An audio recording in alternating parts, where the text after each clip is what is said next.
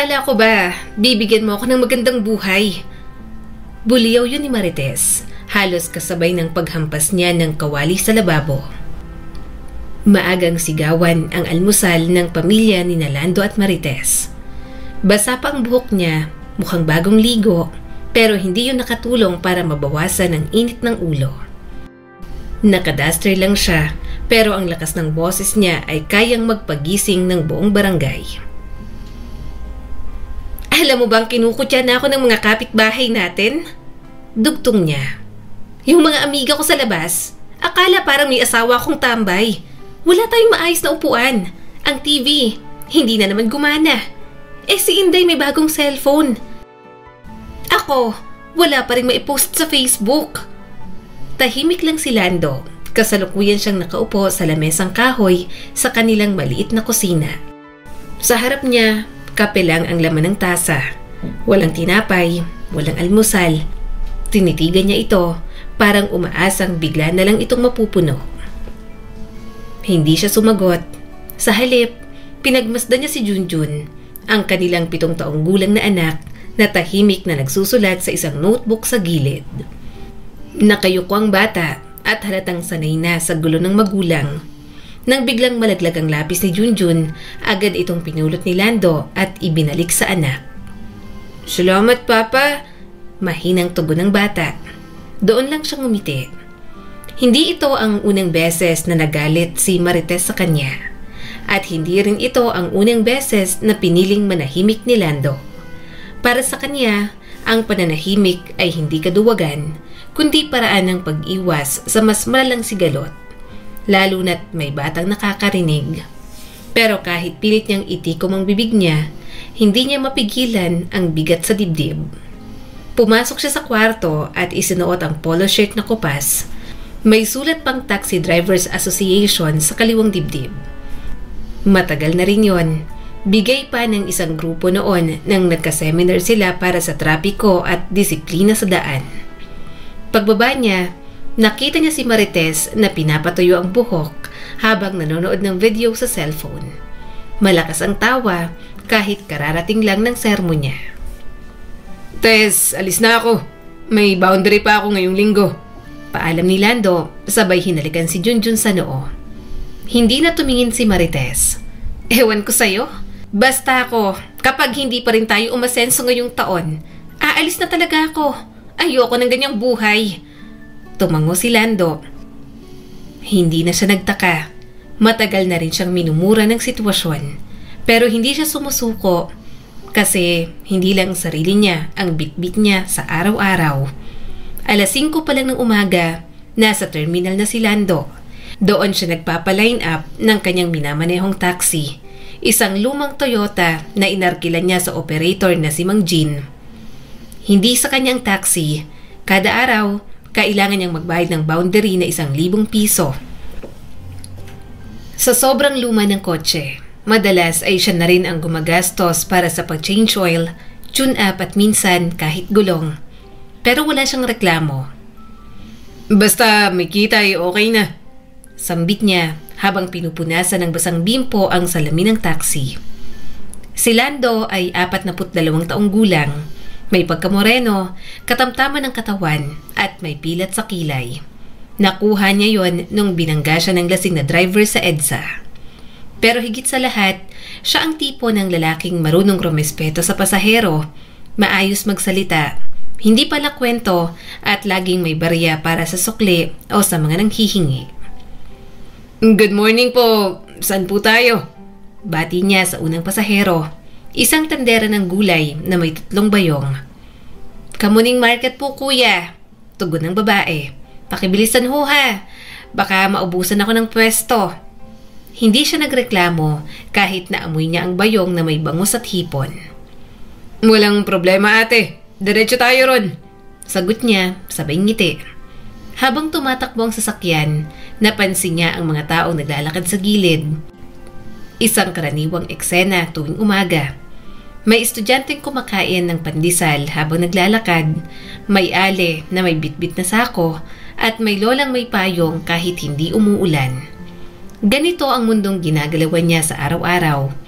Ang mundo ng mga taong hindi umaasa sa milagro kundi sa pawis. May oras na masarap kausap ang mga pasahero, pero may araw ding puro reklamo ang laman ng sasakyan niya. Minsan, parang wala siyang silbi, kundi maging punong abala sa hinaing ng mundo. Isang araw, may sumakay na lalaki sa likod. Nakasuot ng puting long sleeves, may dala pang laptop. Boss Ortigas, bilisan natin. Late na ako sa meeting. Opo sir, tugon ni Lando habang tahimik na nagmamaneho. Pero pakalipas ang 3 kanto, Boss, bakit ka dito dumaan? Alam mo traffic dito ah. Dapat dun tayo sa kanan. Huminga siya ng malalim. Pasensya na ho sir. May aksidente kasi kanina sa kabila. Ito po ang fastest route base sa mapa. Alam mo, yan ang problema sa inyo. Akala nyo kasi lahat ng pasahero palamunin. Ako, bawat minuto, milyon ang katumbas. Hindi na nagsalita si Lando. Sa isip niya, kung milyon kada minuto ang halaga ng oras ng lalaki, bakit nagtataksi pa ito? Bandang 9:00 ng gabi, saka lang siya nakauwi. Bit-bit ang halos 300 pisong kita matapos ibawas ang boundary, gasolina at kain.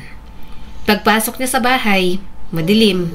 Nasa kwarto si Marites at mukhang natutulog na. Si Junjun gising pa, nag-aantay sa harap ng pintuan. Papa! Sabay yakap sa kanya ng bata. Nanalo po ko kanina sa spelling sa klase namin. Natuwa si Lando. Talaga? Anong word ang pinakamahirap? Opportunity po. Yan lang. Panunokso niyang sagot. Di opportunity rin para maghanda tayo ng pansit bukas. Umiling si Junjun. Sabi po ni Mama, wala raw po tayong pera para sa pansit. Napangiti si Lando kahit may hapdi. Hinagod niyang buhok ng anak at sabay sabing, Hindi bale anak, baka bukas may dumating ng blessing. Hindi niya alam kung kailan, pero alam niya sa bawat araw ng matyagang pamumuhay, kahit kaunti, may darating ding biyaya. 4:00 pa lang ng madaling araw, gising na si Mang Lando. Hindi dahil sa alarm kundi dahil sa sariling katawan niyang sanay ng gumising bago pa magliwanag ang araw. Tahimik ang paligid, tanging huni ng mga kuliglig at mahinang hagikhik ng pusa sa bubungan ang maririnig. Bumangon siya ng dahan-dahan mula sa papagsasala kung saan siya natulog kagabi. Si Marites, gaya ng dati, nakapwesto sa kwarto at si Junjun, ayon, nakayakap sa lumang unan sa gilid niya. Pinagmasdan niya ang anak. Bakit parang ikaw lang ang nagpapalakas sa loob ko anak? Mahinang sambit niya, sabay hagod sa buhok ni Junjun. Pumunta siya sa kusina at nagpainit ng tubig. Wala nang natirang kanin, kape na lang muli ang kanyang magiging almusal. Kapeng barako, matapang gaya ng dapat kong maging. Bulong niya sa sarili habang binubuhos ang mainit na tubig sa baso. Sa bawat lagok, dama niya ang pait at init. Tila katulad ng buhay niya. Wala man siyang yaman, meron siyang dangal, kahit minsan ay iniisip niyang kulang yon. Binuksan niya ang radyo. Ito ang normal na routine ni Mang Lando tuwing umaga. Sa mundong to, hindi lahat ng mabuti ay may gantimpala. Pero hindi ibig sabihin, titigil ka na sa pagiging mabuti. Sabi ng broadcaster sa radyo. Sa tabi ng kanilang lumang aparador, may maliit na salamin. Doon siya lumapit at tinitigan ang sarili. Magaspang ang mukha, may guhit ng pagod sa gilid ng mata, at may bakas ng araw sa noo. Pero sa kabila noon, buo ang titig niya. Hindi siya perpekto, pero sinisikap niyang maging mabuting ama. Kinuha niya ang suot na polo kahapon. Napansin niyang natastas na sinulid sa bulsa. Ako na lang ang magtatahi mamaya, aniya sa sarili. Pagkatapos ay kinuha niya ang baong tinapay, 2 pirasong monay, nilagyan ng kaunting mantikilya. Isa para sa kanya, isa para kay Junjun. Isinilid niya sa plastik, tapos ay lumapit sa anak. Junjun, pagigising niya rito. Gising na anak, pasok ka mamaya ah. Napabalikwas ang bata. Papa, anak, kumain ka nitong tinapay. May laman naman kahit kaunti. Huwag ka nang magpalipas ng gutom.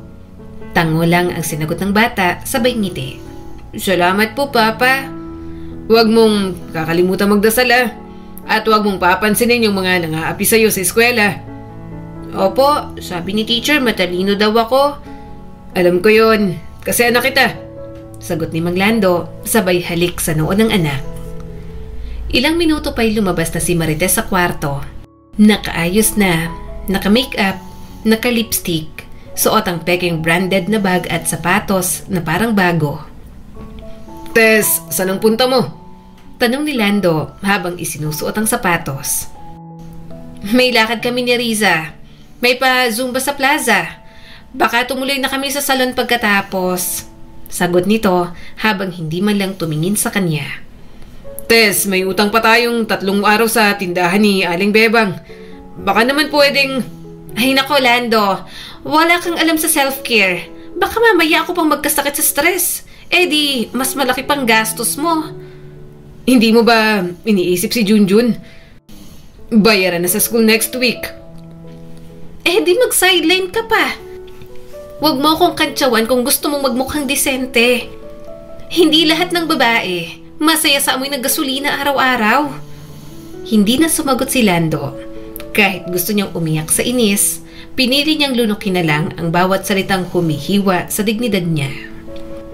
Pagdating sa terminal, sinalubong siya ng ilang kapwa driver. Oh, Lando, gising na gising ka na naman Biro ni Mang Pido. Dumaan ka na naman ba sa sermon ng reyna mo? Napangiti si Lando. Alam mo na pare, kapag wala kang pera, mas mataas ang boses ng asawa mo kaysa sa busina ng taxi. Kung ako sa'yo, patulan mo na yan. Ako nga, iniwan na ako ng asawa ko. Mas nakahinga pa ako. Di ganun kadali, may anak kami. Ayokong tumanda si Junjun na may galit sa nanay niya. Ikaw, kailan ka titigil sa pagpapakabait, Lando? Hindi siya sumagot. Sa halip, sinindihan niya ang makina at nagsimula ng bumiyahe.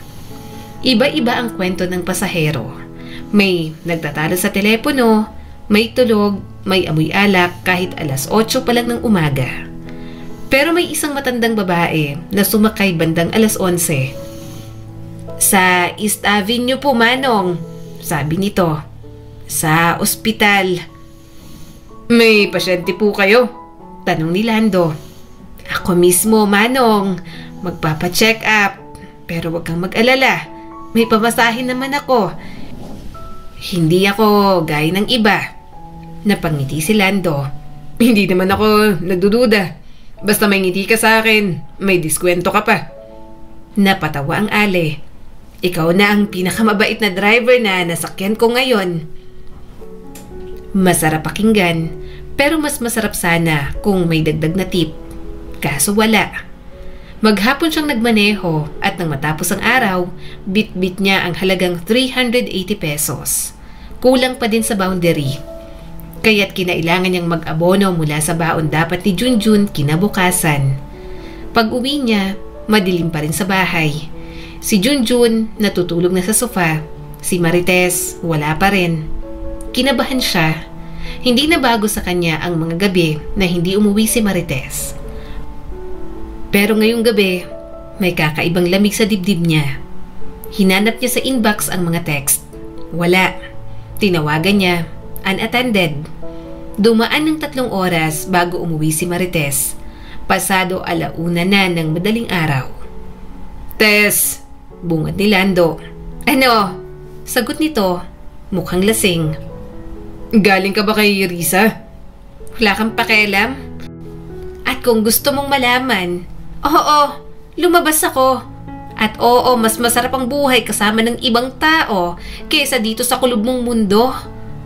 Anong ibig mong sabihin? Nanginginig ang tinig ni Lando. Ayoko na, Lando. Hindi ako ginawang babae para maging tagapunas ng pawis ng isang taxi driver. Marites, may anak tayo. Pasensya ka na, Lando. Gusto ko mabuhay. Hindi pumanaw sa dahan-dahang paghihirap. Umalis siyang muli ng gabing yon, dalang ilang gamit, sapatos, at ang kaunting perang nakaipit sa aparador. Hindi umiyak si Lando, ni hindi siya sumigaw. Tinakpan niya lang ang bibig, umupo sa tabi ni Junjun at hinaplos ang buhok ng bata. Anak, si Papa na lang ang nandito ah. Kinabukasan, tahimik si Lando habang nagmamaneho. Wala siyang masyadong kinakausap, parang nasa ibang mundo. Hanggang sa isang pasahero ang sumakay. Isang babaeng naka-blazer, mukhang empleyado sa bangko. Tahimik ito, may hawak na itim na bag. Wala silang imikan buong biyahe. Smooth lang din ang daloy ng trapiko. Pagkababa ng babae sa isang opisina sa Quezon City, lumingon si Lando sa likod para tingnan kung may naiwan. Wala. Good naman. Mas okay na wala kaysa meron. Pero sa mga sumunod na araw, sa mga susunod na kabanata, isang desisyon ang muling susubok sa kanyang paninindigan. Ngunit sa ngayon, tanging dasal lamang ang bitbit ni Mang Lando. Panginoon, bigyan mo po ako ng lakas kahit wala si Marites. Sana po kayanin namin ni Junjun. Kung ang dangal ay hindi sinusukat sa dami ng pera, bakit parang wala akong kwenta sa mata ng mundo? Mula noong umalis si Marites, naging mas tahimik ang bahay ni Mang Lando. Wala nang bunganga sa umaga, wala nang reklamo sa tanghali, at higit sa lahat, wala na rin kaluskos sa gabi. Pero hindi ibig sabihin ay mas magaan ang lahat. Bawat sulok ng bahay ay parang may kulang.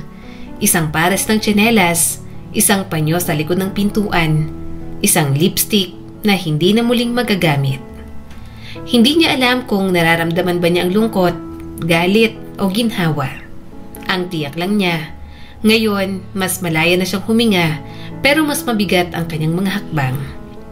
Papa, sabay hila ni Junjun sa laylayan ng polo niya.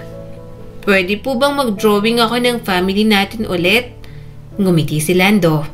Siyempre anak, pero pwede bang tayong dalawa lang munang i-drawing mo ngayon? Bakit po? Wala lang. Para maalala mo na kahit wala na si Mama, andito si Papa palagi. Tahimik na tumango ang bata. Tapos ay umupo sa sahig, nagbukas ng crayons at nagsimulang mag-drawing. Nilingon ni Lando ang kanyang anak at doon niya muling nahanap ang lakas para ituloy ang laban, para mapagtagumpayan ang laban.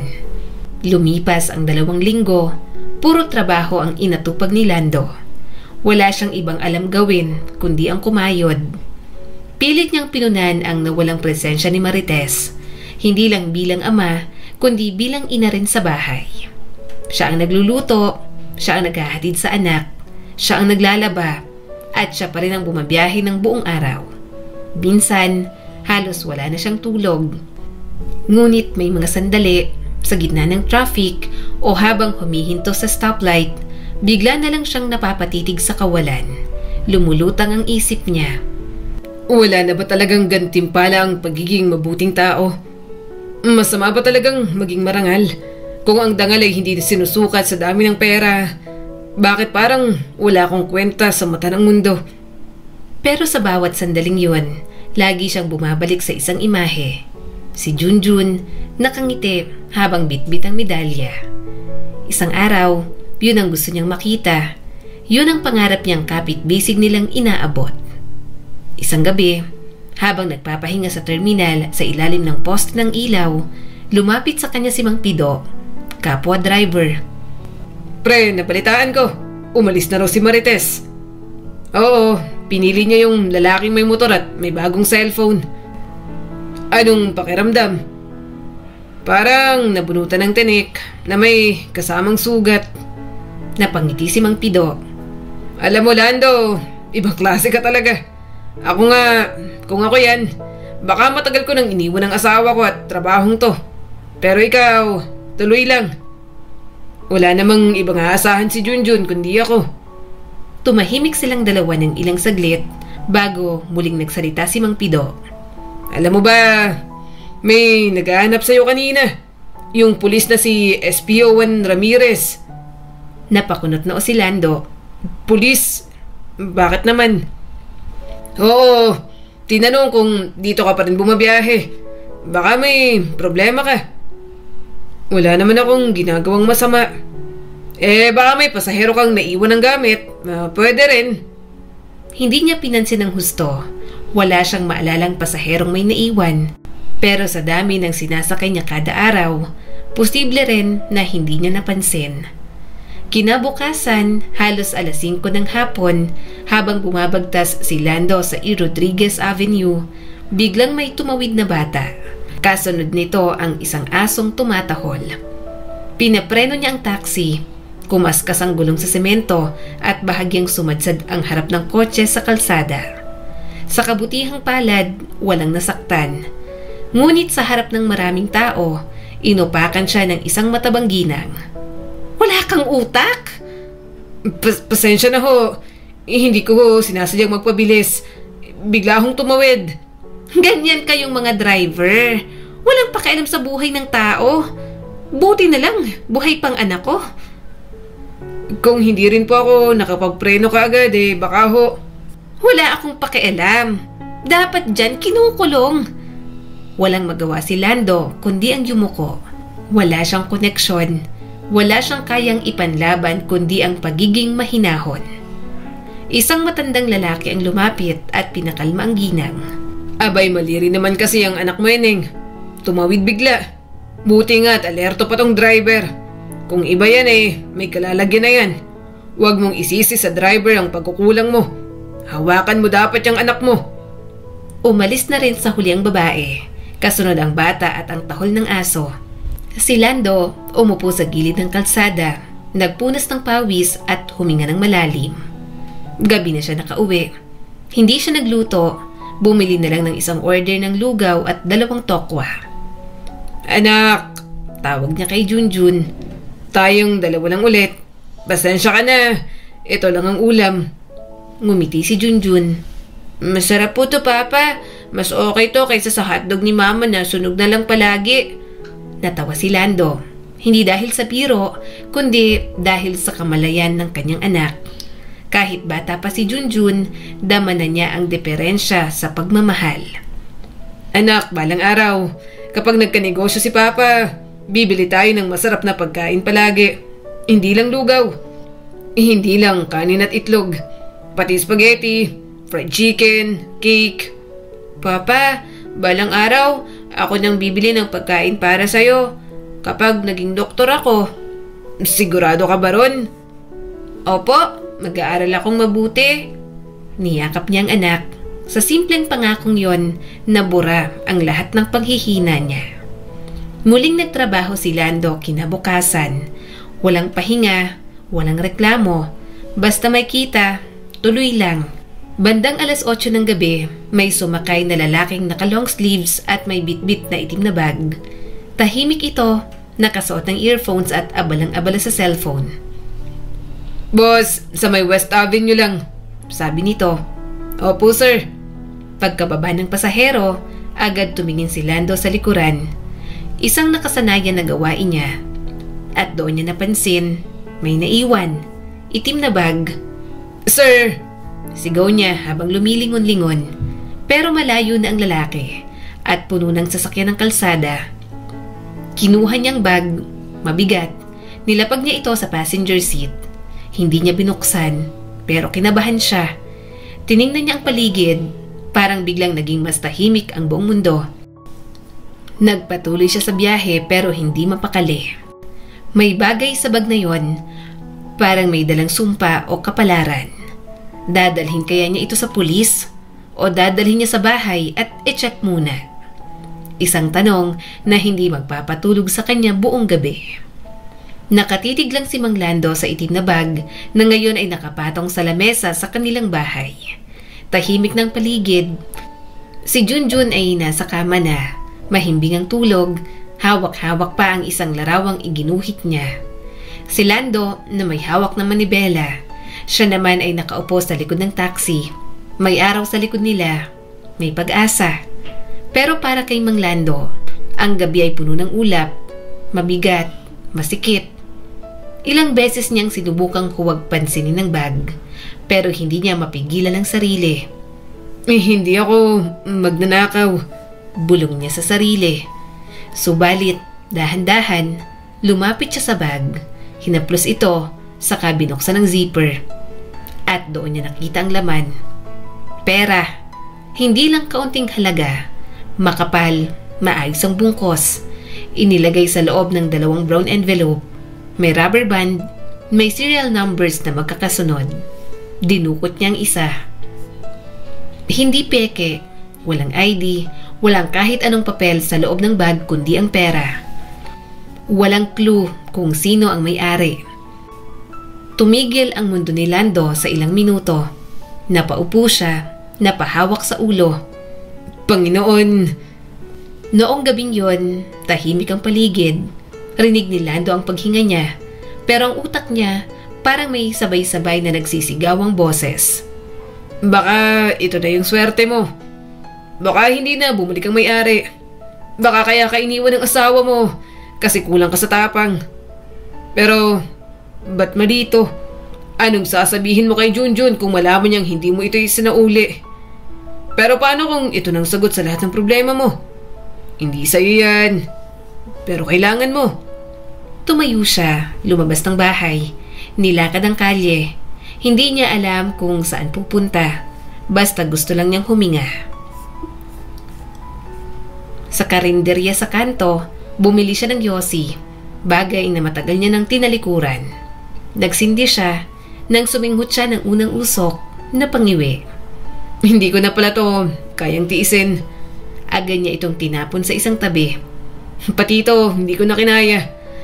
Pero yung tukso ng perang yun, mas mabigat. Bumalik siya sa bahay, umupo sa gilid ng kama ni Junjun, tinitigan ng anak. At doon siya tuluyang napaiyak. Tahimik, pigil, pero ramdam mo ang lalim at bigat ng damdamin. Kinabukasan, bitbit ni Lando ang bag. Maaga pa lang, pumila na siya sa presinto ng barangay kung saan madalas nagsusuko ng mga naiwang gamit. May kaba sa dibdib, pero buo ang loob. Nilapitan siya ng desk officer. Magandang umaga po. Ano pong sadya? May nais po akong isauli. Sagot niya sabay abot ng bag. Napakunot ang noo ng pulis. Ano to? Bag po na iwan ng pasahero ko kagabi. Hindi ko na po siya nakita pagbaba. Walang ID sa loob pero may laman. Laman? Opo, pera. Pinagmasdan siya ng opisyal. Sigurado ka bang gusto mong isauli ito? Wala akong karapatang itago ang hindi sa akin. Tahimik ang opisina. Tila kinilabutan ang mga naroroon. Isang driver, mag-isang nagsoli ng bag na may lamang pera at mukhang hindi siya nagbabago ng isip. Isinulat ni Lando sa blotter ang salaysay. Tinawag siya ng opisyal. Lando, hindi ko alam kung anong klaseng tao ka. Pero bihira ng gaya mo. Hindi ako perpekto, ma'am. Pero alam kong hindi pera ang sukatan ng pagkatao. Kinahapunan, bumalik si Lando sa pamamasada. Parang walang nangyari. Parang hindi siya nagsauli ng libo-libong piso. Pero sa loob niya, may kakaibang kapayapaan. Kahit wala siyang tip, kahit kulang na naman sa kita, buo ang loob niya. Pag-uwi niya, sinalubong siya ni Junjun. Papa, may pulis po kanina dito. Nag-iwan ng papel. Kinuha niyang papel, isang sulat. Mr. Orlando Cruz, kayo po ay iniimbitahan sa barangay hall bukas ng 10:00 ng umaga.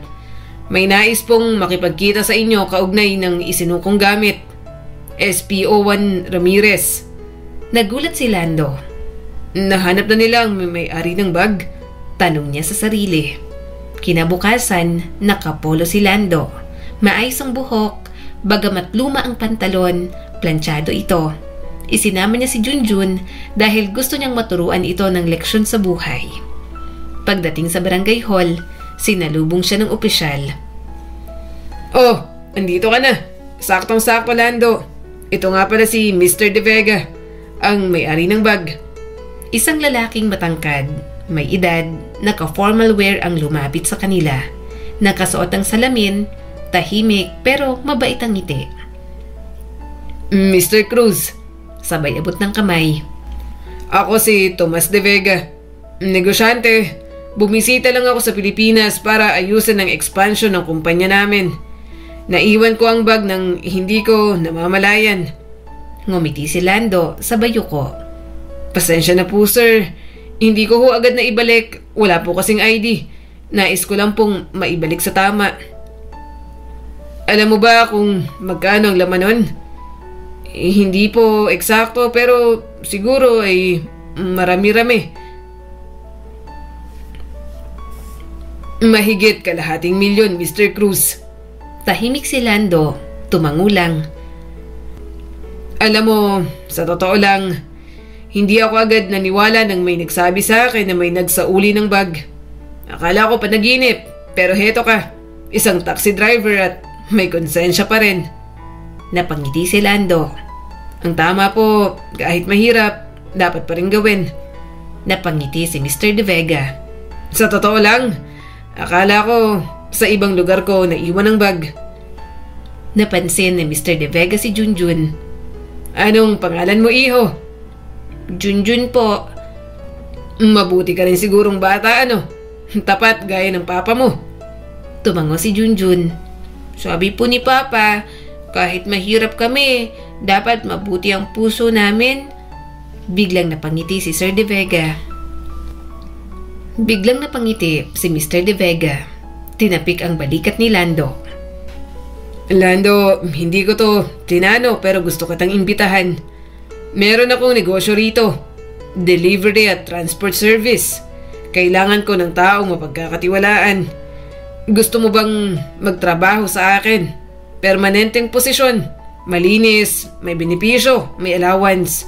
At kung sakali, maaari kang magsimula ng sarili mong franchise under my wing.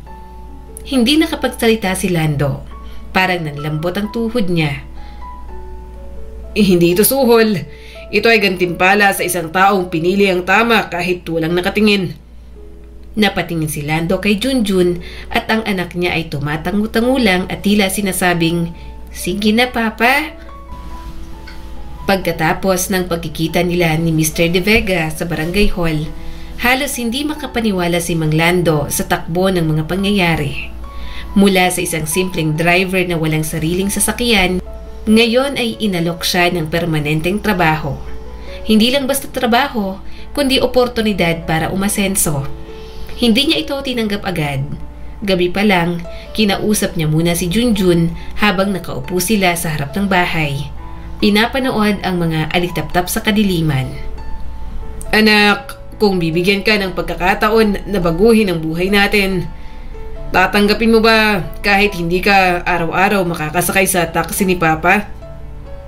Papa, kahit saan ka po magpunta, sasama ako. Basta, hindi po tayo iiyak tuwing bayaran ng kuryente. Napatawa si Lando. Oo nga no, lagi tayong may kandila pag first week ng buwan. Pero ngayon, Papa, parang may liwanag na talaga. Kinabukasan, muling nakipagkita si Lando kay Mr. De Vega at tinanggap ang alok nito.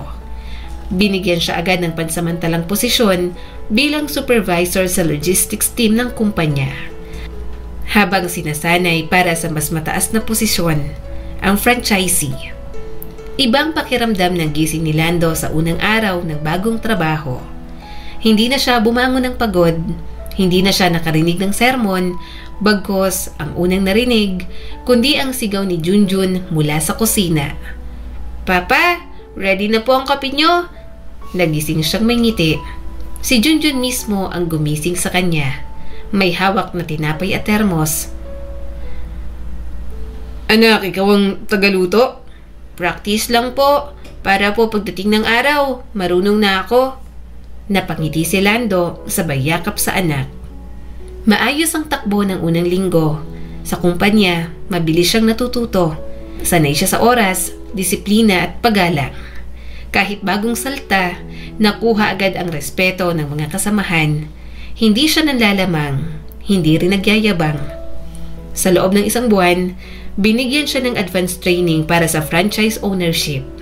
Si Mr. De Vega mismo ang nagsabi, "Hindi lang kabaitan ang puhunan mo, Lando.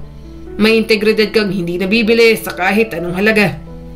Ikaw ang tipo ng taong kayang mamuno ng may puso." Makalipas ang 3 buwan, sa tulong ng kumpanya at sariling ipon, na ipatayo ni Lando ang maliit na delivery hub sa Caloocan. 4 ang tauhan niya, 3 rider at 1 admin staff. Siya ang supervisor. Hindi pa ito milyon-milyon ang kita, pero regular at sapat para sa gastusin, pagpapaaral kay Junjun at kahit kaunting luho, katulad ng bagong lamesa, ventilador at refrigerator.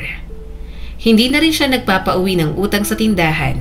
Si Junjun, isang consistent honor student, at tuwing gabi, kapag sabay silang kumakain ng ginataang kalabasa o tinulang manok, napapatingin si Lando sa anak at sinasabing, Walang mas mahalaga sa akin kundi yung makita kang masaya. Huwag mong kalimutan ang kabutihan. Kahit hindi agad sinusuklian, tiyak may dulot itong magandang bunga. Isang hapon, habang nagsasaayos siya ng resibo sa opisina, may narinig siyang katok. Pasok po! Sigaw niya. Dahan-dahang bumukas ang pinto. Isang pamilyar na mukha ang bumungad. Ang mukha ng isang alaala. Isang sakit na muntik na niyang danasin buong buhay niya. Lando! Si Marites. Hindi siya nakapagsalita agad. Nakatayo lang siya, tila binagsakan ng mundo. Si Marites ay payat, maputla, may bitbit na bag na halatang binili sa ukay, nakasapatos na pudpod at may kaunting luha sa mata. Lando, pwede ba kitang makausap? Hindi agad siya sumagot. Tinitigan niya ito. Anong ginagawa mo rito? Lando, wala na kami. Niloko lang pala ako. Yung lalaki kinuha lang ang pera ko. Tapos iniwan ako sa boarding house. Bakit mo ako hinahanap ngayon? Dahil ikaw lang ang naging totoo sa akin. Agad na humagulgol si Marites. Wala akong ibang matatakbuhan, Lando. Alam kong iniwan kita, pero ngayon ko lang naintindihan ang halaga ng taong gaya mo. Tahimik lang si Lando. Lumapit siya sa bintana. Tumitig sa labas. Alam mo bang gabi-gabi kong iniyakan si Junjun habang pinipilit kong paniwalain ang sarili ko na okay lang na wala ka. Nakaya ko. Na hindi ko kailangan ng misis na ginugulo ang buhay ko. Lando, nagtagumpay kami. Hindi dahil umalis ka, kundi dahil sa wakas, natahimik ang bahay. Naging simple ang mundo. Natutong umiti si Junjun kahit lugaw lang ang ulam. At natutunan kong tumindig mag-isa. Humagulgol si Marites. Lando, mahal pa rin kita. Patawarin mo ko. Tahimik ang silid. Ilang saglit pa, bumukas ang pintuan. Pumasok si Junjun. Papa, nandito na po yung... Biglang natigilan si Junjun. Mama? Anak, lumuhod si Marites. Anak, patawarin mo si Mama. Tiningnan siya ni Junjun pero hindi lumapit. Hindi ko po alam kung anong sasabihin ko, pero ang totoo po, mas masaya kami ni Papa kahit wala po kayo. Makaraan ng ilang araw, inulit ni Marites ang pagdalaw. Minsan may dalang pagkain, minsan ay nakatambay sa labas ng opisina. Minsan ay tumutulong sa paglilinis, nagkukusang maging tagaluto. Hindi siya tinaboy ni Lando, pero hindi niya rin ito pinabalik sa bahay. Isang gabi, habang nasa sala silang 3, si Marites, si Junjun at si Lando, nagkaroon sila ng tahimik na pag-uusap. Marites, panimula ni Lando.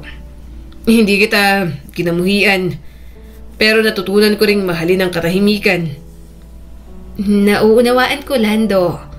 Hindi ko alam kung may puwang ka pa sa buhay na to.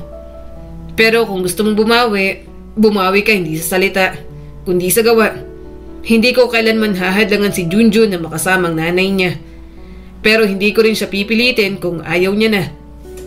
Tumango si Marites, may luha pa rin. Willing akong maghintay kahit sa labas. Lumipas ang panahon, naging mas maayos ang relasyon ni Marites at Junjun. Unti-unti silang nag-usap. Nagsimulang sumama si Marites sa mga school activities.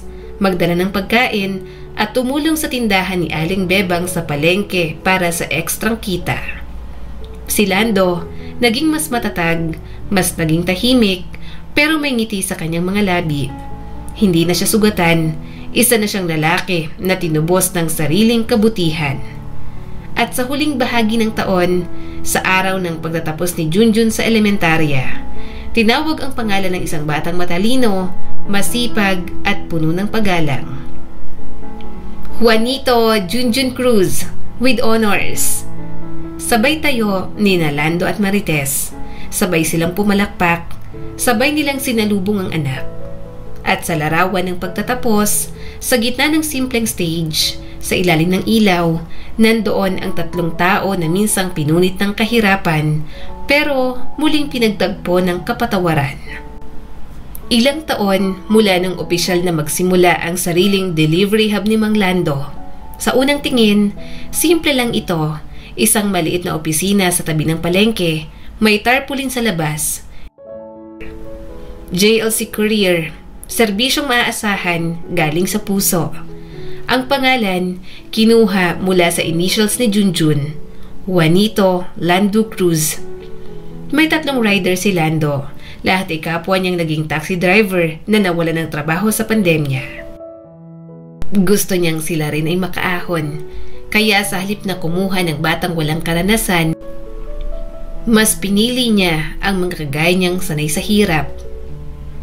Huwag niyong isipin na ako ang boss, laging paalala ni Lando tuwing Monday morning huddle. Ako lang ang nauna sa pila ng swerte, pero pare-pareho tayong nasa kalsada pa rin. Maayos ang takbo ng negosyo. Dumami ang regular clients, mga online sellers, clinics at tindahan sa palengke. Dahil disente, walang palusot at maayos ang serbisyo, unti-unting lumago ang pangalan ni Lando sa Caloocan at Karatig Bayan. Mula nang muling lumapit si Marites, dahan-dahang nabawi nito ang tiwala ni Junjun, hindi sa pamimilit kundi sa pagkukusa. Lagi siyang maaga sa eskwela, siya na rin ang naghahanda ng baon ng anak. Natuto siyang magluto ng hindi sunog at kahit simpleng ginisang munggo, pinupuri ni Junjun. Masarap to ma, sabi ng bata minsan. Hindi gaya dati, puro hotdog lang. Natawa si Lando. Buti na lang natuto ng mama mo. Niyakap siya ni Marites. Hindi pa muling nagkakabalikan bilang mag-asawa, pero malinaw na may paggalang na ulit sa isa't isa. Tumutulong siya sa hub, nag-aasikaso ng record books, at kahit walang sahod, hindi siya umaangal. Hindi niya rin naitatanong kung handa na ba si Lando na muling tumanggap ng asawa. Pero sa araw-araw na kasama niya ito, dama niyang hindi ito ang parehong lalaking iniwan niya dati. Si Lando ngayon ay hindi na tahimik na sumusunod, kundi isang matatag na leader na pinanday ng kabutihan. Isang araw, habang abala sa pag-aasikaso ng weekly payroll, biglang tumawag si Rico, isa sa mga riders. Boss, may problema ho. Nasagi ako ng truck sa avenida. Basag ang cellphone ng customer. Agad na nagpunta si Lando sa lugar ng aksidente. Naroon ang truck driver. Galit pa. May customer na rin na nagrereklamo. Babae at nakataas ang kilay. Anong klaseng courier to? Yung cellphone ng anak ko basag. Pasko pa naman bukas. Maayos ang paglapit ni Lando. Pasensya na po ma'am. Kami na po ang sasagot sa damage. Kung maaari lang po ay payagan yung mapalitan namin agad bukas ng umaga. Ganyan ba kayo kabagal? Hindi po ma'am. Pero ngayong oras po, sarado ng supplier namin. Napatingin ang babae sa kanya. Maayos ang itsura ni Lando. Desente ang pagsasalita, may respeto sa reklamo. Fine. Bukas ng 9 a.m. And I want the same model. Makakaasa po kayo. Kinabukasan, maagang tumungo si Lando sa Quiapo upang bumili ng kapalit na cellphone. Hindi mura pero hindi siya nagdalawang isip. Nang muling iabot sa customer ang bagong unit, napaluha ang babae. Alam mo kuya, sa totoo lang, handa na akong magreklamo sa Facebook. Pero sa ginawa mo, mas gugustuhin kong i-post kung gaano kayo ka-professional. Doon nagsimulang dumami pa ang kliyente. Sa bawat reklamo, may aksyon.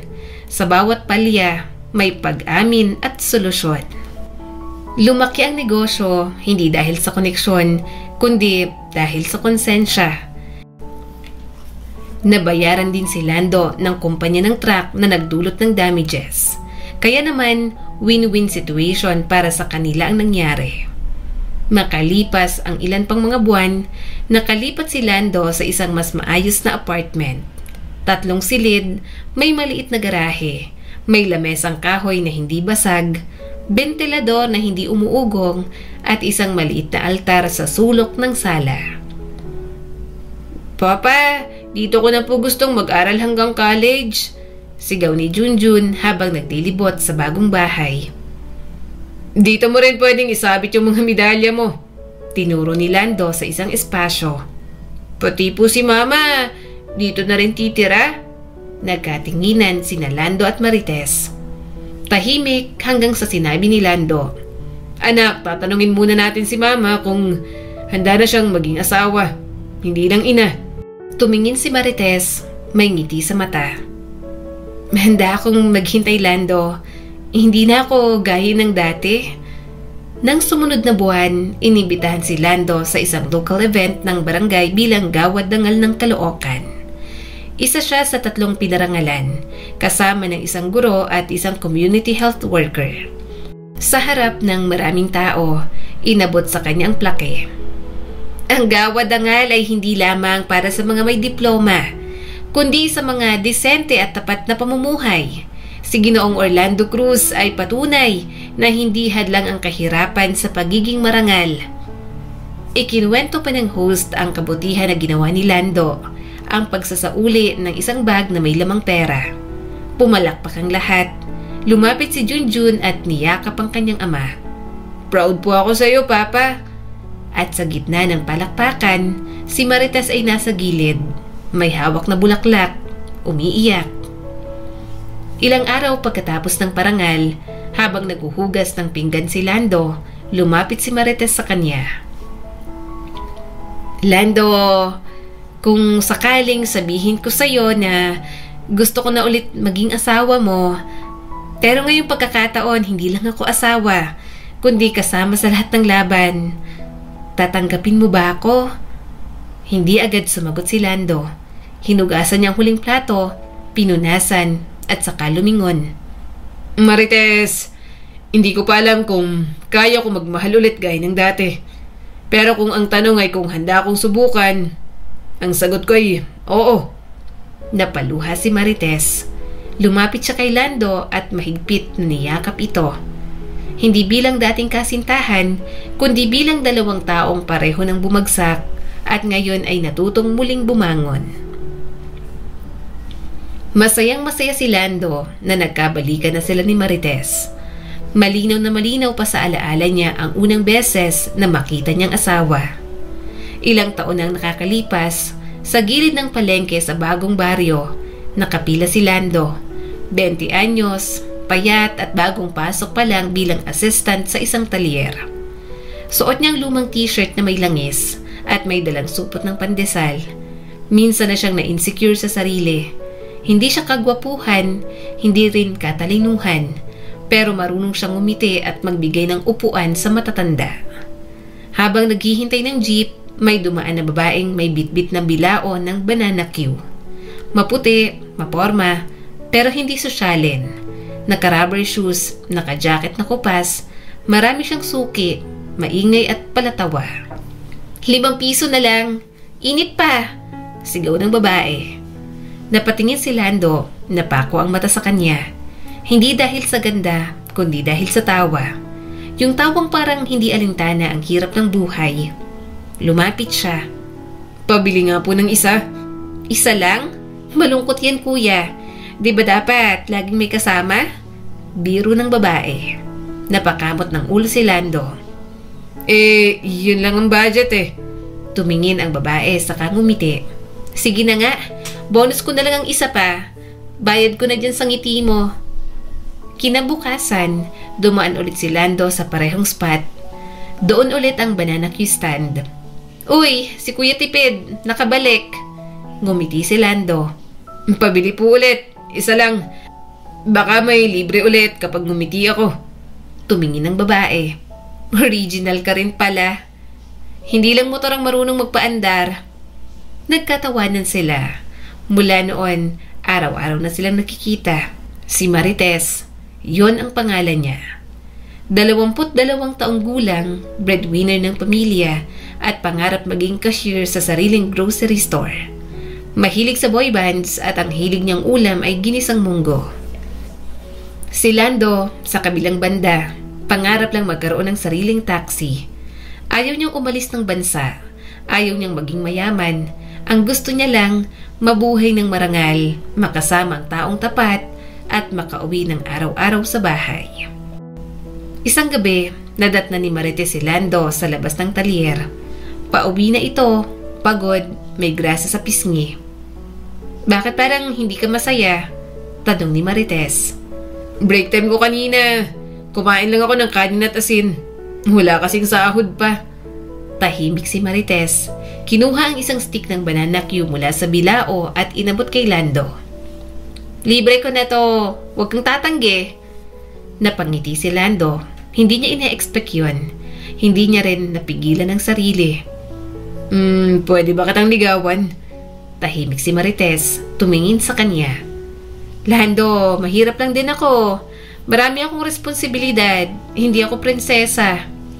Hindi mo kailangan maging prinsesa. Gusto ko lang ng kasama sa buhay kahit banana cue lang ang ulam araw. Gusto ko lang ng kasama sa buhay kahit banana cue lang ang kainin araw-araw. Tumango si Marites. "At kung maglalakad tayo sa ilalim ng araw, payong ko yun." Nakangiting sabi ng dalaga. Pinapahiyag ang pagsang-ayon nito. Sa sumunod na buwan, naging opisyal sila. Tuwing Sabado, naghahatid si Lando ng pandesal at kape kay Marites. Tuwing Linggo, pumupunta sila ng sabay sa simbahan. Hindi ingrande pero puno ng saya. Isang yakap lang, isang hawak sa kamay, panalo na. Nang minsang maulan, tumakbo silang basa habang nagtatawanan. "Lando!" sigaw ni Marites. "Pag mayaman ka na, bibili ka ng kotse ah." "Oo, basta ikaw ang uupo sa harap. Pangako yan, para hindi ka na mababasa ng ulan." Napangiti si Lando sa mga alaalang yon. Maya-maya'y bigla siyang napabalik sa realidad ng buhay. 2 buwan na pala mula nang manirahan si Marites sa bahay ni Lando. Sa unang tingin, masaya na ang lahat. Tuwing umaga, sabay silang naghahanda ng almusal. Sabay na inihahatid si Junjun at sabay nagsasara ng gate. Sa gabi, nagkakwentuhan habang nakahiga sa sala si Lando at Marites, habang si Junjun nag-aaral ng spelling sa tabi. "Swerte ako at tinanggap mo pa ako, Lando," sambit ni Marites habang nakahawak sa kamay ng lalaki. "Hindi lahat ng lalaki ganyan." "Hindi ako perpekto," sagot ni Lando. "Pero sinubukan kong maging mabuting asawa at ama. At ngayong nagbago ka na, gusto ko ring bigyan ng bagong simula ang sarili ko." "Salamat," tugon ni Marites. "Hindi mo alam kung gaano ako nagsisisi." Tahimik, walang hinala, walang palatandaan ng dilubyo na paparating. Sa loob ng delivery hub, lalong lumawak ang operasyon. Bukod sa Caloocan, nakapasok na rin sila sa Malabon at Navotas. Dumoble ang daily clients. Nakaipon na rin si Lando ng sapat para kumuha ng maliit na van. "Sir Lando," sabi ni Jerome, isa sa mga staff. "Balita ko may offer po yung isang investor na i-franchise pa yung brand ninyo." "Hindi ko muna i-entertain," sagot ni Lando. "Gusto kong lumakas muna yung backbone ng sistema natin. Ayoko lang magulo." "Galing niyo po talaga, sir." "Hindi ako magaling. Natuto lang sa pagkatalo." Habang maayos ang negosyo, tila mas lalong bumait si Marites. Naging aktibo sa bookkeeping, tumutulong sa pag-i-inventory, at madalas pang dumadalo sa delivery meetings. Lando, ako nang bahala bukas sa payroll. Alok ni Marites. Para naman makapagpahinga ka. Sigurado ka? Oo, marunong ako maglista. Nagtanong na ako kay Ate Cora tungkol sa computation ng SSS at ng PhilHealth. Salamat, malaking tulong talaga tong ginagawa mo. At gaya ng dati, naniwala si Lando. Muli niyang ibinukas ang kanyang puso. Muli siyang nagtiwala. Pagdating ng Lunes, dumating si Lando sa opisina bandang 8:00 ng umaga. Nakangiti siya habang bitbit ang paborito niyang pandesal at kape. Ngunit pagbukas niya ng opisina, napansin niyang hindi nakabukas ang ilaw. Walang staff, wala si Marites. Jerome! Sigaw niya. Arlene! Walang sumasagot. Binuksan niya ang opisina, ang drawer ng petty cash, bukas. Ang vault ng safe, wala na sa loob. Nawala ang 237,000, ang kabuoang kinita ng branch sa loob ng 1 linggo. Kasama na rito ang pambayad sa riders, supplier fees at sahod ng empleyado. Napaupo si Lando, nanginginig, hindi siya makapaniwala. Kinuha niyang cellphone, tinawagan si Marites. The number you have dialed is either unattended or out of coverage area. Nag-ikot siya sa barangay, tinawagan ang mga kaibigan ni Marites, ngunit wala. Pumunta siya sa bahay ni Aling Bebang, isang matagal ng kapitbahay ni Marites. Aling Bebang, nakita niyo ho ba si Marites? Lando, pasensya ka na. Pero kahapon ng madaling araw, may dumating na tricycle. May bitbit siyang 2 maleta. Sumakay sila ng isang lalaking nakamotorsiklo. Hindi ko na tinanong kung saan pupunta. Akala ko'y may delivery lang. Tahimik si Lando. Hindi siya sumigaw. Hindi siya nagwala. Pumasok siya sa taxi. Oo, may taxi pa rin siya para backup service at umupo na lang muna ng ilang minuto sa driver's seat. Hinawakan niyang manibela. Huminga ng malalim. Umiyak ng tahimik. Tapos ay pinunasan ng luha. Binuksan ng radyo. Tumugtog ang bawat daan ni Ebe Dancel at nagsimulang magmaneho. Walang direksyon, basta umikot lang sa lungsod. Pag uwi niya, sinalubong siya ni Junjun. May dalang certificate ang bata. Papa, may award po ako. Most polite. Napangiti si Lando. Tuwang-tuwa ang bata. Yumakap sa kanya. Tumingin si Lando sa anak at biglang nabigatan ang puso niya. Anak, nasan po si Mama? Napayuko siya. Hindi niya alam kung anong isasagot doon. Umalis na naman po ba siya? Anak, hindi ko alam kung kailan siya babalik. Pero sa ngayon, tayong 2 ulit ang magkakampi. Pwede ba yun? Tumango si Junjun pero may luha sa mata. Hindi siya nagtanong pa.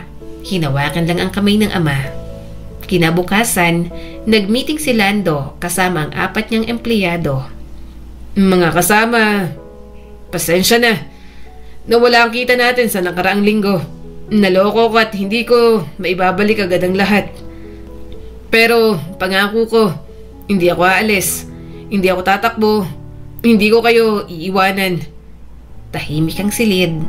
Tapos ay nagsalita si Arlene. Sir, hindi kayo may kasalanan. Nagtiwala lang kayo sa maling tao. Pero kami, kayo ang pinili namin kasi alam naming hindi nyo kami ibibenta. Kung kailangan pong hati-hatiin muna ang sahod ngayon, okay lang po. Huwag lang mawala ang negosyo. Naluluha si Lando. Hindi niya akalain, sa gitna ng panibagong kabiguan, may mga taong lalaban sa tabi niya. Muling nagtulungan ng team.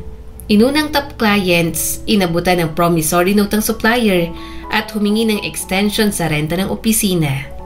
Si Mr. De Vega, nang malaman ang nangyari, agad nagpadala ng tulong. Lando, text nito. Hindi lahat ng pagkatalo ay katapusan. Minsan, paalala lang ito na mas mahalaga pa rin ang puso kaysa puhunan. Lumipas ang 2 linggo, unti-unting bumalik ang operasyon. May kaunting lugi, pero may matatag na sistema. Mas lalo silang naging maingat. Si Arlene ang itinalagang head ng finance. At si Lando mas naging masinop, mas mapanuri. Hindi na siya muling umasa sa salitang nagbago na ako. Ngayon, ang batayan niya ay kilos at hindi na salita. Isang gabi, muling umupo si Lando at Junjun sa labas ng bahay. Tahimik lang sila. Walang cellphone, walang radyo, tanging katahimikan. "Papa," tanong ng bata, "galit ka po ba kay Mama?" Matagal bago siya sumagot. Hindi anak, pero hindi ibig sabihin kailangan pa siyang ibalik sa buhay natin."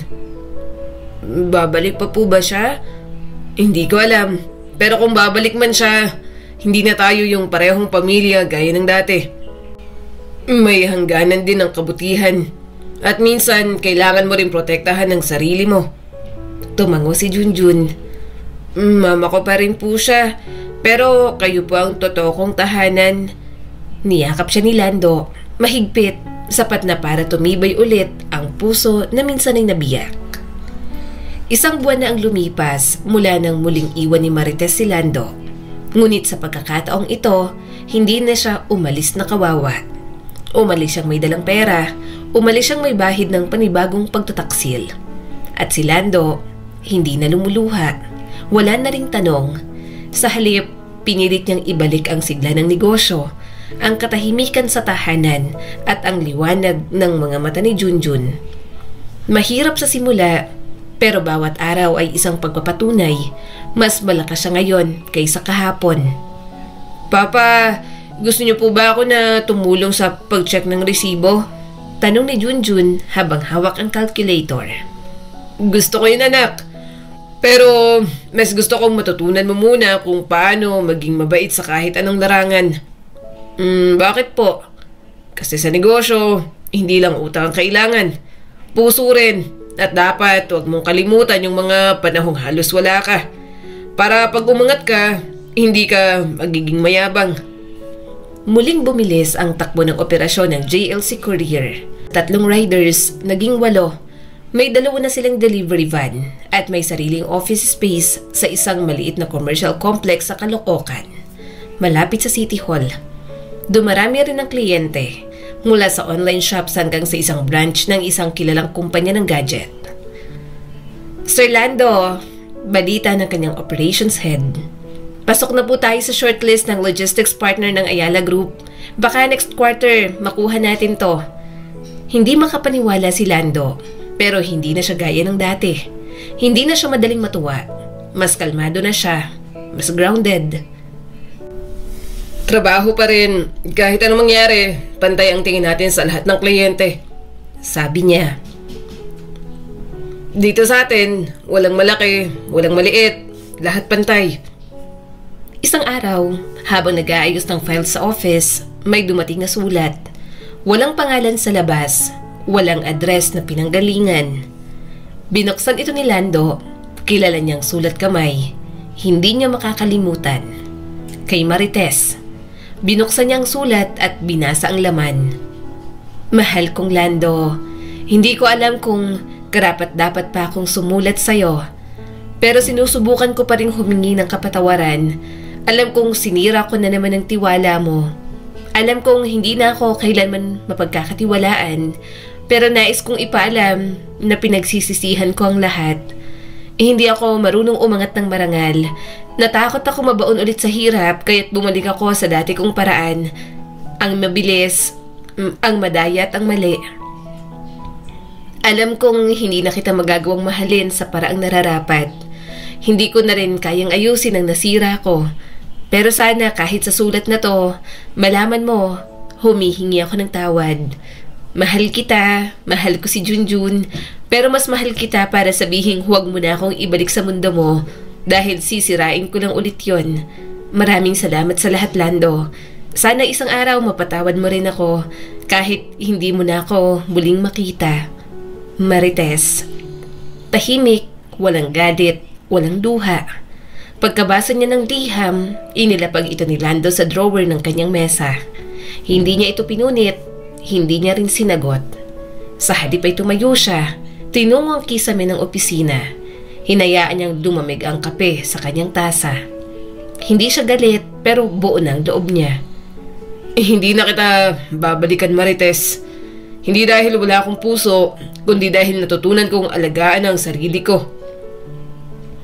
Makalipas ang 1 linggo, isang dating kaibigan ni Marites ang dumaan sa opisina. Lando, hindi ko alam kung alam mo pero nasa Tarlac si Marites. Sa lola niya, gusto ko raw kausapin. Gusto raw niyang humarap sa'yo. Tahimik lang si Lando. Pasensya ka na, sagot niya. Pero wala na akong obligasyon pa sa kanya. Binigyan ko na siya ng 2 pagkakataon. Ang ikatlo, hindi na para sa kanya. Para na yun sa anak ko at sa sarili ko. Sigurado ka ba?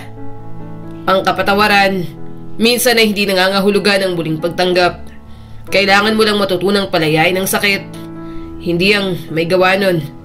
Tumango ang babae. Ibang klase ka talaga, Lando. Ngumiti naman siya. Hindi ako ibang klase.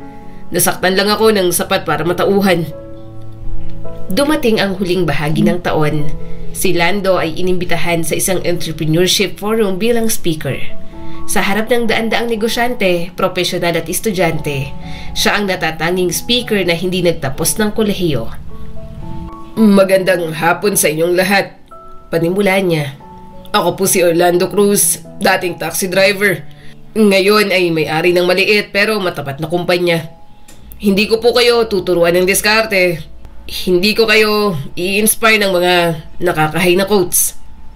Pero gusto ko lang sabihin, ang integridad ay hindi nawawala kahit ilang beses kang mabigo. Ang dangal, hindi nabibili. At ang kabutihan kahit inaabuso minsan, sa dulo, yun pa rin ang panalo.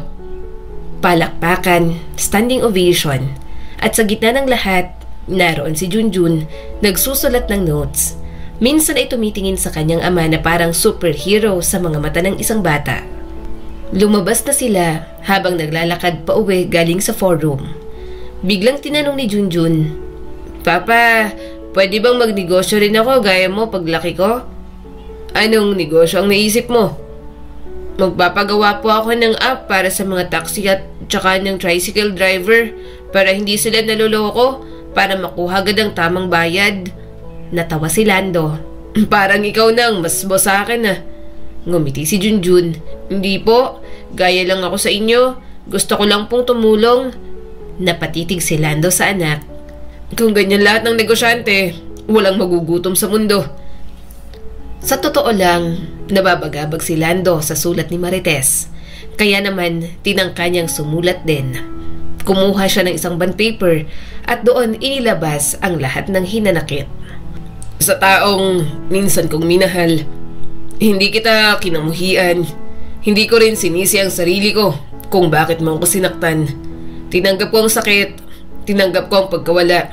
At sa huli, tinanggap ko na hindi lahat ng mahal natin ay kaya tayong mahalin pabalik. Salamat, Marites. Sa'yo ko natutunang piliin ang sarili ko. Sa'yo ko natutunang hindi lahat ng pangako ay dapat paniwalaan. At sa'yo ko rin natutunan na hindi lahat ng pagkakabalikan ay may saysay. Dahil ngayon, buo na ako. At sa wakas, malaya. Muli niyang binasa ang sulat, pero sa halip na ilagay sa sobre, itinago niya lang ito sa kanyang drawer. Ang kapalaran ay laging marunong bumawi. Hindi agad-agad, pero tiyak. Isa sa mga sinabi ni Lando noong magsilbi siyang guest speaker. Dumalas pa ang pagsasalita niya sa mga events at nitong huli ay ang graduation ng dati niyang eskwelahang pinasukan. Mabilis lumipas ang 5 taon. Mainit ang araw nang dumalo si Lando sa isang awarding ceremony sa Manila Hotel. Siya'y nakasuot ng simpleng Amerikana. Hindi mamahalin pero bagay sa kanyang dignidad. Malinis ang gupit, desente ang tindig, at mas buo na ang katawan kaysa noong panahong payat at pinipigya ang kahirapan. Katabi siya ni Junjun, ngayon ay 14 anyos na. Matangkad na at mas palakaibigan. Honor student sa isang private school at may scholarship galing sa kumpanya ng kanyang ama. Si Lando ay ginawaran ng Modern Filipino Entrepreneur of the Year ng isang business foundation. Bilang pagkilala sa kanyang kwento mula sa taxi driver sa pagiging tagapagtayo ng isa sa mga fastest growing logistics networks sa Metro Manila ang JLC Integrated Solutions. 4 na branch, mahigit 50 riders, 3 van, isang main office sa Quezon Avenue.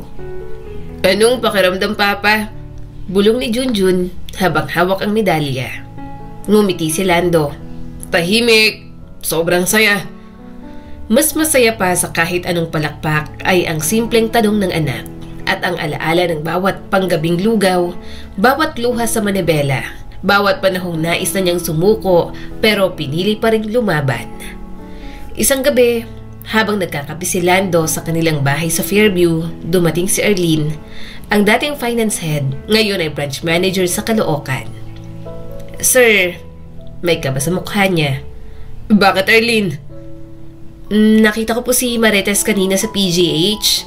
Nandun ako para sa annual check-up ko. Hindi ko agad nakilala. Payat, namumutlat na ka-wheelchair. Tahimik si Lando. Anong kalagayan niya? Stage 4 liver cancer daw po. Sabi ng nurse na nakausap ko, mahina na raw ang katawan. Wala raw sumasama at wala raw pamilya. Hindi agad sumagot si Lando. Pagkatapos ng ilang segundong katahimikan, tumingin siya kay Arlene. Hindi na niya kasama yung lalaking pinili niya? Matagal na raw silang wala. Niloko raw siya. Kinuha lahat ng pera niya sa bangko. Iniwan siyang buntis pero nakunan din siya. Napayuko si Lando. Sir, may pag-aalalang dagdag ni Arlene. Gusto ko raw niyang makausap kahit minsan lang. Kinabukasan, habang papunta si Lando sa PGH, pinili niyang hindi isama si Junjun. Ayaw niyang makitang muli ng anak ang nanay nito sa ganoong kalagayan. Hindi niya rin gustong muling gumuhit ang lamat sa unti-unti nang naitatayong tiwala sa mundo. Sa hallway ng charity ward, naamoy agad ni Lando ang amoy ng alkohol, gamot at pagod. Doon sa gilid ng silid ng 316, nakita niya si Marites. Nakahiga, walang kilay, mahaba ang leeg, bakas ang buto sa balat. Nakatakip ng manipis na kumot ang kanyang katawan. Lando, bulong nito sabay luhang bumagsak sa mata. Tumabi si Lando, tumayo lang, hindi siya agad nagsalita. Ayokong mawala na hindi ka man lang naharap. O humihingi ka ba ng tawad? Hindi ko na kayang humingi ng kahit ano. Ang gusto ko lang ay marinig mong nagsisisi ako. Tahimik si Lando. Sa dinami-dami ng pagkukulang ko, alam kong hindi mo ako kailanman mapapatawad. Huminga ng malalim si Lando. Tinitigan si Marites. Hindi kita pinatawad. Hindi kita binibigyan ng pagkakataon na saktan pa kami ulit. Pero, tumingin si Marites. Pinakawalan na kita sa puso ko. Matagal na. Umiyak si Marites. Nanginginig ang kamay. Hindi ko hinihiling ang pagmamahal. Pero sana, kung sakaling magising ka sa gabi at maalala mo ko, huwag mo akong ituring na halimaw. Tao lang ako. Mahina. Matakaw sa mabilis. Takot sa kahirapan. Alam ko na yon, sagot ni Lando. Matagal na. Pero hindi ibig sabihin na kailangan pa kitang isama sa paglalakad ko. Tumango si Marites. Sapat na yon. Salamat sa pagpunta mo. Hindi ako dumalaw para sa'yo. Dumalaw ako para sa anak mo. Gusto kong sabihin sa kanya na hinarap ko ang huling yugto mo at maayos ang closure nating dalawa. Habang lumalabas si Lando ng ospital, hindi niya mapigilang makaramdam ng bigat. Hindi galit, hindi awa, kundi lungkot. Lungkot sa babaeng minsan niyang minahal. Lungkot sa kung sino sana si Marites kung pinili niya ang tama. Lungkot sa mga hindi na mababawi pa. Pagbalik niya sa bahay, niyakap niya si Junjun. Papa, saan ka po galing? Sa isang taong dati mong kilala. Si Mama? Oo. Kumusta po siya? Mahina na. Tahimik si Junjun. Papayagan niyo po ba akong makita siya? Hindi, ayokong dalhin ka sa ganong alaala. Panatilihin mo na lang ang mga sandali na masaya kayong magkasama. Yun ang dapat mong baunin. Tumango si Junjun pero may luhang tumulo. Ilang araw bago pumanaw si Marites, isang sulat ang dumating kay Lando. Galing yun kay Arlene. Sir, iniwan daw po ito ni Marites. Gusto raw niyang ibigay sa inyo bago siya tuluyang mawala. Binuksan ni Lando ang sulat. Para kay Junjun. Anak, kung nababasa mo to, malamang ay wala na ako. Hindi ako naging mabuting ina. Hindi ako naging mabuting asawa. Pero gusto kong malaman mo na hindi kita kinalimutan. Hindi ko man naipaglaban ang pagmamahal ko sa inyo noon. Sana'y malaman mong araw-araw akong nangangarap na bumawi. Na muling makauwi at makasama ka. Pasensya ka na anak. Hindi ko na maabot ang araw ng iyong pagtatapos sa high school o ang araw na magdadala ka pa ng maraming medalya. Pero sa puso ko, ikaw ang pinakamagaling kong nagawa sa mundo. Salamat sa papa mong hindi kailanman sumuko sa'yo. Kung sakaling marinig mo ang pangalan ko balang araw, huwag mo nang ipagmalaki. Pero huwag mo rin akong ikahiya. Dahil kahit sa huling hininga ko, ikaw pa rin ang sigaw at hanap-hanap ng puso ko. Mama. Pagkabasa ng sulat, walang salita si Junjun. Tahimik lang siya. Hanggang sa lumapit siya sa altar sa bahay nila. Inilapag ang sulat sa tabi ng isang rosaryo at nagsimdi ng kandila. Hindi ako galit sa kanya, Papa. Mahina niyang sabi. Alam ko, anak. Pero hindi ko na rin siya hahanapin. Hindi mo kailangan. At mula sa araw na yon, hindi na muling binanggit ang pangalan ni Marites sa kanilang tahanan. Lumipas ang taon, si Junjun ay nagtapos bilang with highest honors. Si Lando ay ginawa rin ng honorary award ng city government. At sa pinakamasayang araw ng kanilang buhay, mag-ama silang nakasuot ng barong, sabay na tinanggap ang plake ng modelong pamilya ng lungsod. Habang magkasama silang naglalakad pauwi mula sa seremonya, binulungan ni Junjun ng ama. Papa, mahal na mahal kita. At ang sagot ni Lando habang nililiwanagan sila ng buwan. Mahal din kita anak. At yan ang tanging yaman na hindi kailanman mananakaw sa atin. 2 taon pagkatapos ng pagpanaw ni Marites, tahimik ang buhay ni Lando. Masasabi mong kumpleto na siya. Maganda ang takbo ng negosyo. Si Junjun ay nasa 2 taon na ng kolehiyo, scholar ng kumpanya ng ama. Si Lando naman ay lumipat sa mas tahimik na bahay sa Rizal. Malapit sa bundok, malayo sa gulo ng syudad, pero may sapat na signal para sa mga Zoom meetings.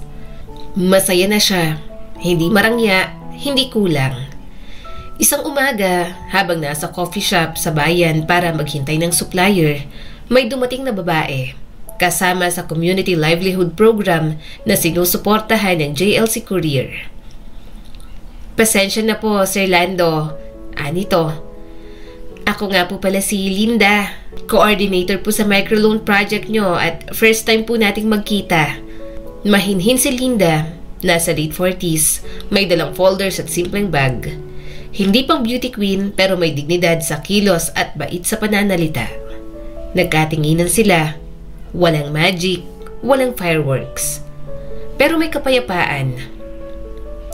Maupo po kayo. Ani Lando.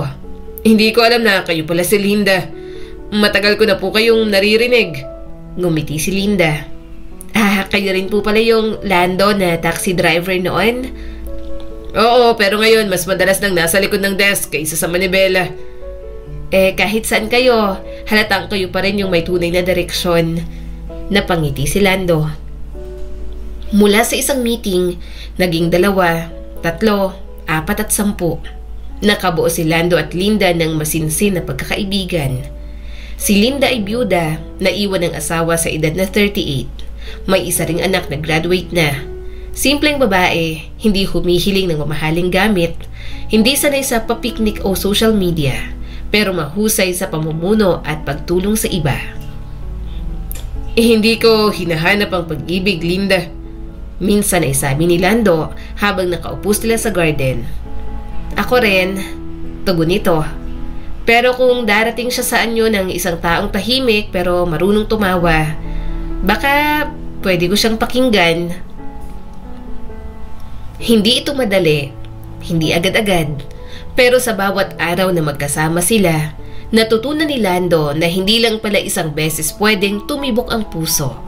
At ang ikalawang pagkakataon, minsan pa ay mas tahimik at mas totoo.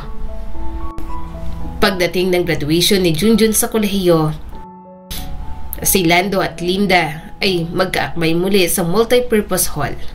Si Junjun ay isang magna cum laude at tumanggap ng Innovation Award para sa app na ginawa niyang tumutulong sa small delivery business para mag-track ng orders at ng bayad.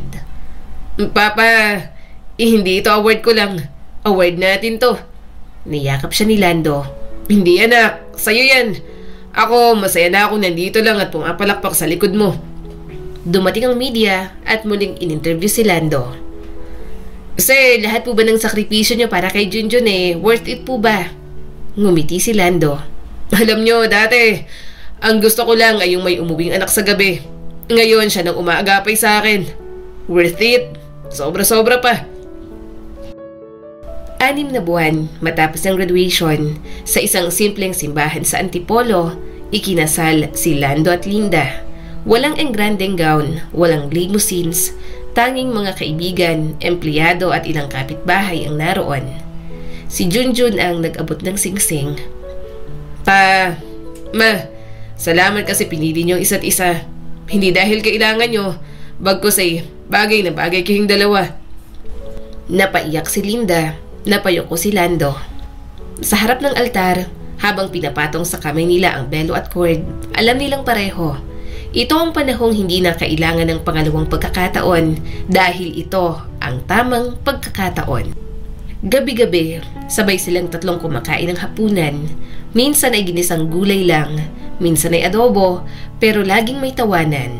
Laging may tanong sa araw, laging may kwento. At sa bawat kwento, naroon si Lando, dating taxi driver, ngayon ay ama, negosyante at asawang buo ang loob. Kung tatanungin mo siya kung ano ang sekreto ng lahat ng ito, isa lang ang isasagot niya. Pagpili at paninindigan sa pinili mo. Ang kwento ni Lando ay patunay na kahit gaano kahirap ang buhay, ang tamang ginagawa ay palaging may gantimpala.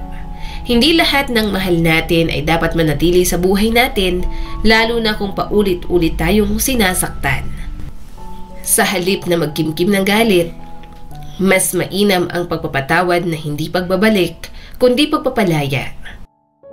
Sa huli, ang tunay na tagumpay ay makikita sa payapang konsensya at sa pagmamahal ng mga taong pinili nating mahalin ng tama. Muli, ako po si Skylar Guro at sana'y may bago na naman kayong natutunan sa kwento natin ngayon. Maraming salamat po.